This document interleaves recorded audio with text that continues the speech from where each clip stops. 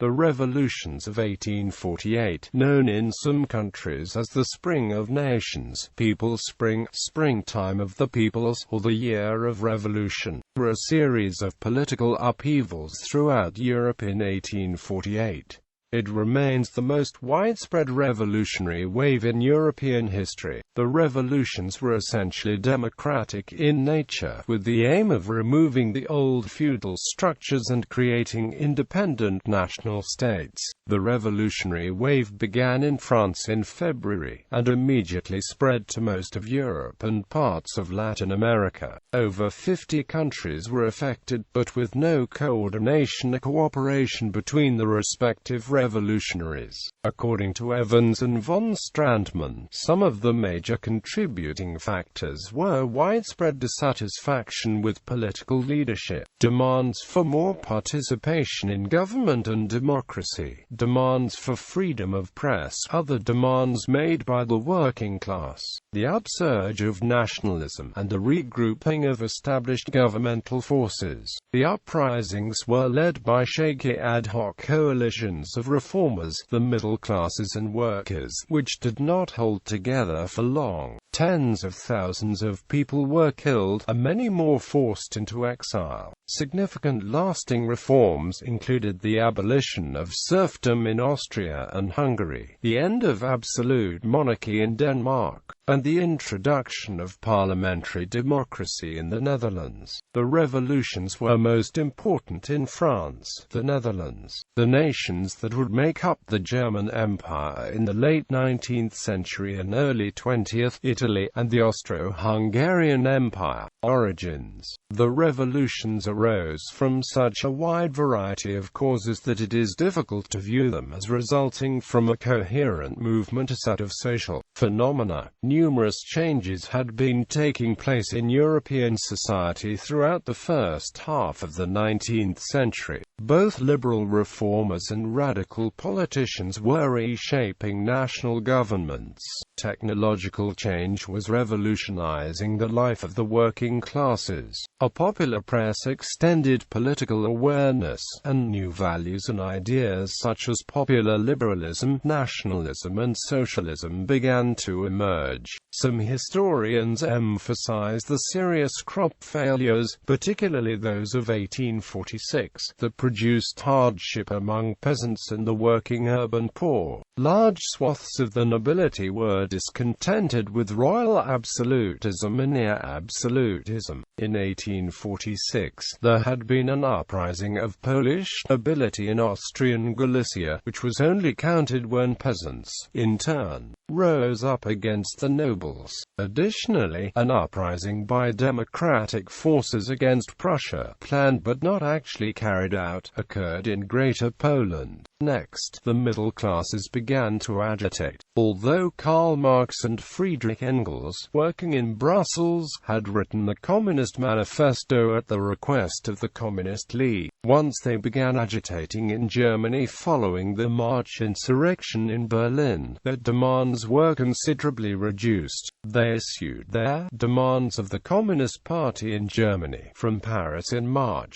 The pamphlet only urged unification of Germany, universal suffrage, abolition of feudal duties, and similar middle-class goals. The middle and working classes thus shared a desire for reform, and agreed on many of the specific aims. The participations in the revolutions, however, differed. While much of the impetus came from the middle classes, much of the cannon fodder came from the lower. The revolts first erupted in the cities. Urban workers, the population in French rural areas had risen rapidly, causing many peasants to seek a living in the cities. Many in the bourgeoisie feared and distanced themselves from the working poor. Many unskilled laborers toiled from 12 to 15 hours per day when they had work, living in squalid, disease-ridden slums. Traditional artisans felt the pressure of industrialization, having lost their guilds. Revolutionaries such as Karl Marx built up a following. The situation in the German states was similar.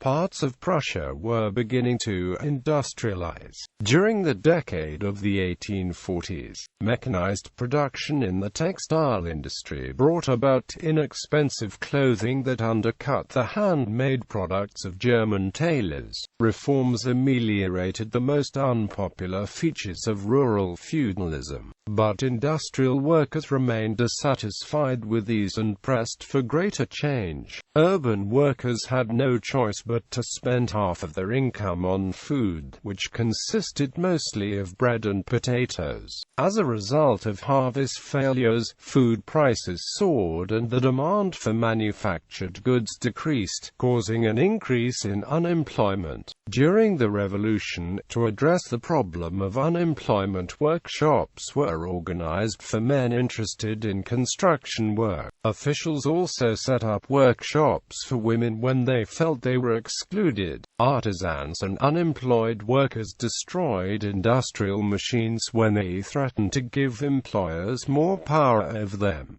Rural areas. Rural population growth had led to food shortages, land pressure, and migration, both within and from Europe, especially to North America. In the years 1845 and 1846, a potato blight caused a subsistence crisis in northern Europe. The effects of the Blight were most severely manifested in the Great Irish Famine, but also caused famine-like conditions in the Scottish Highlands and throughout continental Europe. Aristocratic wealth was synonymous with the ownership of farmlands and effective control over the peasants. Peasant grievances exploded during the revolutionary year of 1848. Role of ideas. Despite forceful and often violent efforts of established and reactionary powers to keep them down, disruptive ideas gained popularity: democracy, liberalism, nationalism, and socialism. In the language of the 1840s, democracy meant universal male suffrage. Liberalism fundamentally meant consent of the governed and the restriction of church and state power. Republican government, freedom of the press and the individual. Nationalism believed in uniting people bound by common languages, culture, religion, shared history, and of course immediate geography. There were also irredentist movements. At this time, what are now Germany and Italy were divided into small, independent states. Socialism in the 1840s was a term without a consensus definition, meaning different things to different people, but was typically used within a context of more powerful workers in a system based on worker ownership of the means of production. Events by country or region. Italian states. Although little noticed at the time, the first major outbreak came in Sicily, starting in January 1848. There had been several previous revolts against Bourbon rule. This one produced an independent state that lasted only 16 months before the Bourbons came back. During those months, the constitution was quite advanced for its time in liberal democratic terms, as was the proposal of an Italian confederation of states. The failed revolt was reversed a dozen years later as the Bourbon kingdom of the two Sicilies collapsed in 1860–61 with the Risorgimento France. The February Revolution in France was sparked by the suppression of the Campagne des Banquets. This revolution was driven by nationalist and republican ideals among the French general public, who believed the people should rule themselves. It ended the constitutional monarchy of Louis Philippe, and led to the creation of the French Second Republic. This government was headed by Louis Napoleon, who, after only 4 years, established the Second French Empire in 1852. Alexis de Tocqueville remarked in his recollections of the period, "Society was cut in two. Those who had nothing united in common envy, and those who had anything united in common terror." German states. The March Revolution in the German states took place in the south and the west of Germany, with large popular assemblies and mass demonstrations. Led by well-educated students and intellectuals, they demanded German national unity, freedom of the press, and freedom of assembly. The uprisings were not well coordinated, but had in common a rejection of traditional, autocratic political structures in the 39 independent states of the German Confederation. The middle-class and working-class components of the revolution split, and in the end, the conservative aristocracy defeated it, forcing many liberals into exile. Denmark had been governed by a system of absolute monarchy since the 17th century. King Christian VIII, a moderate reformer but still an absolutist, died in January 1848 during a period of rising opposition from farmers and liberals. The demands for constitutional monarchy, led by the National Liberals, ended with a popular march to Christiansborg on March 21. The new king, Frederick VII, met the liberals' demands and installed a new cabinet that included prominent leaders of the National Liberal Party. The National Liberal movement wanted to abolish absolutism, but retain a strongly centralized state. The king accepted a new constitution agreeing to share power with a bicameral parliament called the Riksdag. Although army officers were dissatisfied, they accepted the new arrangement, which, in contrast to the rest of Europe, was not overturned by reactionaries. The liberal constitution did not extend to Schleswig, leaving the Schleswig-Holstein question unanswered. Schleswig, a region containing both Danes and Germans, was a part of the Danish monarchy, but remained a duchy separate from the Kingdom of Denmark. Spurred by pan-German sentiment, the Germans of Schleswig took up arms to protest a new policy announced by Denmark's national liberal government, which would have fully integrated the duchy into Denmark. The German population in Schleswig and Holstein revolted, inspired by the Protestant clergy. The German states sent in an army, but Danish victories in 1849 led to the Treaty of Berlin and the London Protocols. They reaffirmed the sovereignty of the King of Denmark while prohibiting union with Denmark. The violation of the latter provision led to renewed warfare in 1863 and the Prussian victory in 1864. Habsburg Empire. From March 1848 through July 1849, the Habsburg Austrian Empire was threatened by revolutionary movements, which often had a nationalist character. The empire, ruled from Vienna, included Austrians, Hungarians, Slovenes, Poles, Czechs, Croats, Slovaks, Ukrainians, Ruthenians, Romanians, Serbs and Italians, all of whom attempted in the course of the revolution to achieve either autonomy, independence, or even hegemony over other nationalities. The nationalist picture was further complicated by the simultaneous events in the German states, which moved toward greater German national unity. Kingdom of Hungary. The Hungarian Revolution of 1848 proved a short-lived success, as it was crushed in 1849 by Austrian and Russian armies. Nevertheless, it had a major impact in freeing the serfs. It started on the 15th of March 1848, when Hungarian patriots organized mass demonstrations in Pest and Buda which forced the imperial governor to accept the 12 points of demands, which included the demand for freedom of press,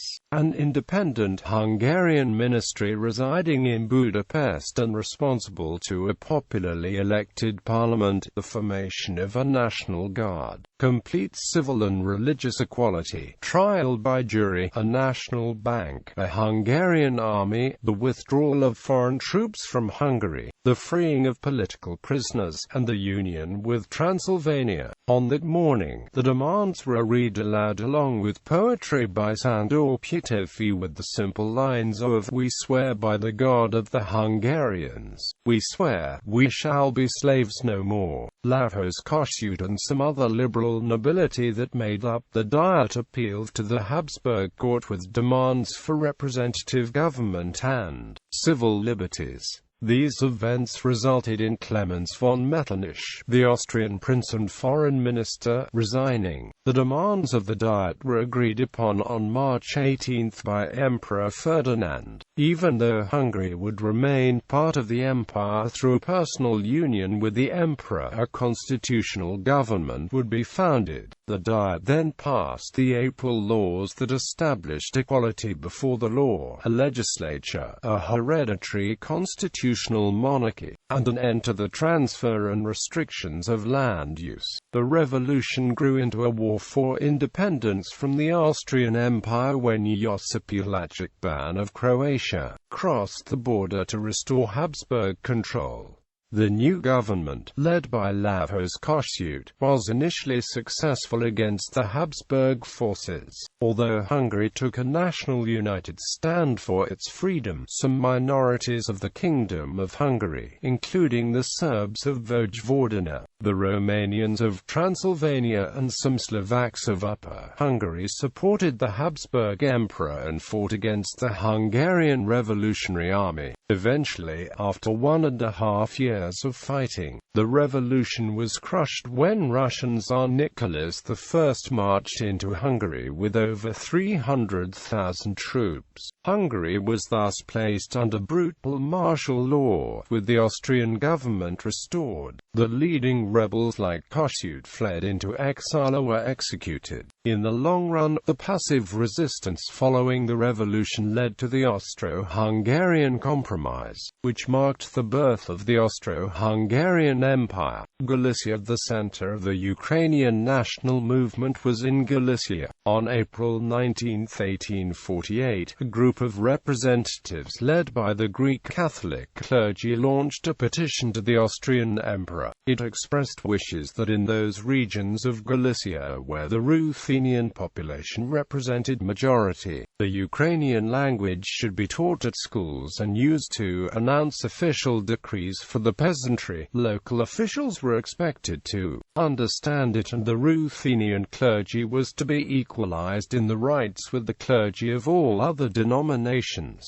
On May 2, 1848, the Supreme Ruthenian Council was established. The council was headed by the Greek Catholic Bishop Gregory Yakimovich and consisted of 30 permanent members. Its main goal was the administrative division of Galicia into western and eastern parts within the borders of the Habsburg Empire, and formation of a separate region with a political self-governance. Sweden. During 1819 March, a series of riots known as Marsörarlighterna took place in the Swedish capital of Stockholm. Declarations with demands of political reform were spread in the city, and a crowd were disbanded by the military, leading to 18 casualties. Switzerland, already an alliance of republics, also saw major internal struggle. The creation of the Sonderbund led to a short Swiss civil war in November 1847.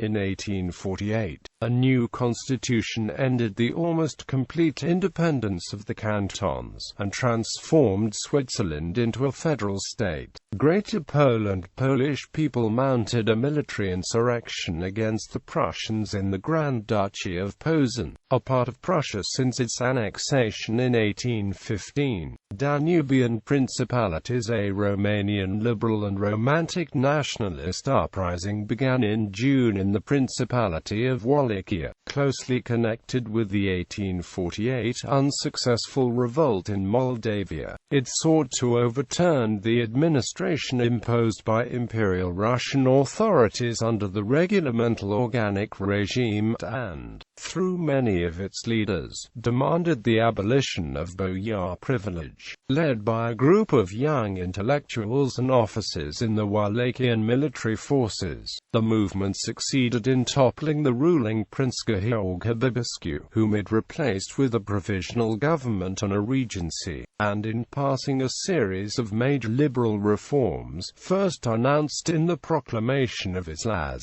Belgium. In Belgium, the uprisings were local and concentrated in the Sion industrial region of the provinces of Liege and Hainaut. The most serious threat of the 1848 revolutions in Belgium was posed by Belgian émigré groups. Shortly after the revolution in France, Belgian migrant workers living in Paris were encouraged to return to Belgium to overthrow the monarchy and establish a republic. Karl Marx was expelled from Brussels in early March on accusations of having used part of his inheritance to arm Belgian revolutionaries. Around 6,000 armed émigrés of the Belgian Legion attempted to cross the Belgian frontier. The first group, traveling by train, were stopped and quickly disarmed at Quiérain on 26 March 1848. The second group crossed the border on 29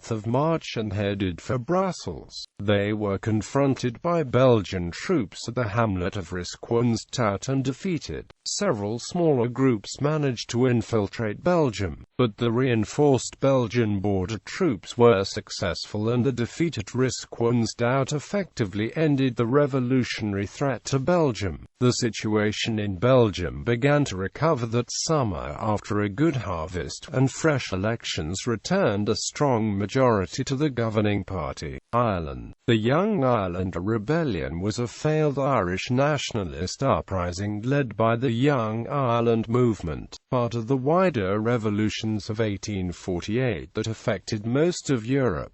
It took place on 29 July 1848 in the village of Ballingarry, South Tipperary, after being chased by a force of Young Irelanders and the supporters. An armed Irish constabulary unit of nearly 50 men raided a house and took those inside as hostages. A several-hour gunfight followed, but the rebels fled after a large group of reinforcements arrived. It is sometimes called the Famine Rebellion of the Battle of Ballingarry, as with the earlier United Irishmen's Mass Rebellion in 1798, who sought to emulate the French Revolution, and Robert Emmet's Rising in 1803. The Young Irelanders were inspired by republicanism on the continent. Other European states, Great Britain, the Netherlands, Portugal, Spain, the Russian Empire, and the Ottoman Empire were the only major European states to go without a national revolution over this period. Sweden and Norway were little affected. Serbia, though formerly unaffected by the revolt as it was a part of the Ottoman state, actively supported the Serbian Revolution in the Habsburg Empire. Russia's relative stability was attributed to the revolutionary group's inability to communicate with each other. In the Kingdom of Poland and the Grand Duchy of Lithuania, uprisings took place in 1830–31 and 1846.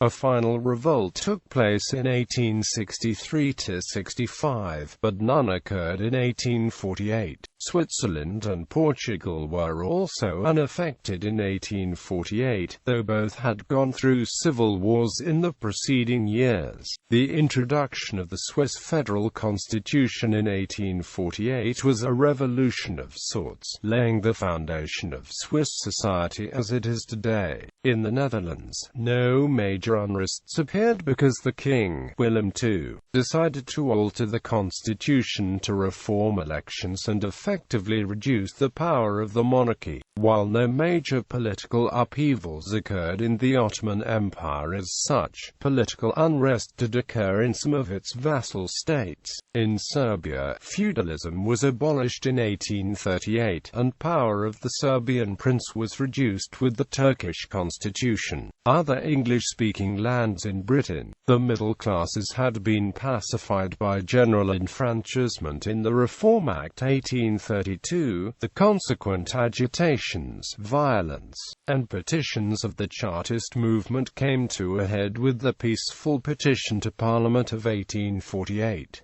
The repeal in 1846 of the protectionist, agricultural tariffs, called the Corn Laws, had diffused some proletarian fervor. In the United States, the main impact of the revolutions and the failure was substantially increased immigration, especially from Germany. This, in turn, fueled the nativist Know-Nothing movement in the years preceding the American Civil War. The Know-Nothings were opposed to Catholic immigration, especially immigration of German and Irish Catholics, and held Pope Pius IX responsible for the 1848 revolution's failure. 1848 in Canada saw the establishment of responsible government in Nova Scotia and the Canadas, the first such governments in the British Empire outside of Great Britain itself. John Ralston Saul has argued that this development is tied to the revolutions in Europe, but described the Canadian approach to the Revolutionary Year of 1848 as talking the way out of the Empire's control system and into a new democratic model, a stable democratic system which has lasted to the present day. Tory and Orange order in Canada. Opposition to responsible government came to a head in riots triggered by the Rebellion Losses Bill in 1849. They succeeded in the burning of the Parliament buildings in Montreal, but, unlike the counter-revolutionary counterparts in Europe, they were ultimately unsuccessful. New Granada. In Spanish Latin America, the Revolution of 1848 appeared in New Granada, where Colombian students, liberals, and intellectuals demanded the election of General José Hilario López. He took power in 1849 and launched major reforms, abolishing slavery and the death penalty, and providing freedom of the press and of religion. The resulting turmoil in Colombia lasted 4 decades, from 1851 to 1885. The country was ravaged by 4 general civil wars and 50 local revolutions. Brazil. In Brazil, the Pre-Era Revolt, a movement in Pernambuco, lasted from November 1848 to 1852. Unresolved conflicts left over from the period of the Regency and local resistance to the consolidation of the Brazilian Empire that had been proclaimed in 1822 helped to plant the seeds of the revolution. Legacy. We have been beaten and humiliated, scattered, imprisoned, disarmed and gagged. The fate of European democracy has slipped from our hands. There were multiple memories of the revolutions. Democrats looked to 1848 as a democratic revolution, which in the long run ensured liberty, equality, and fraternity. Marxists denounced 1848 as a betrayal of working-class ideals by a bourgeoisie indifferent to the legitimate demands of the proletariat. For nationalists, 1848 was the springtime of hope, when newly emerging nationalities rejected the old multinational empires. They were all bitterly disappointed in the short run. In the post-revolutionary decade after 1848, little had visibly changed, and most historians considered the revolutions a failure, given the seeming lack of permanent structural changes. Nevertheless, there were a few immediate successes for some revolutionary movements, notably in the Habsburg lands. Austria and Prussia eliminated feudalism by 1850, improving the lot of the peasants. European middle classes made political and economic gains over the next 20 years. France retained universal male suffrage. Russia would later free the serfs on February 19, 1861. The Habsburgs finally had to give the Hungarians more self-determination in the Ausgleich of 1867. The revolutions inspired lasting reform in Denmark, as well as the Netherlands.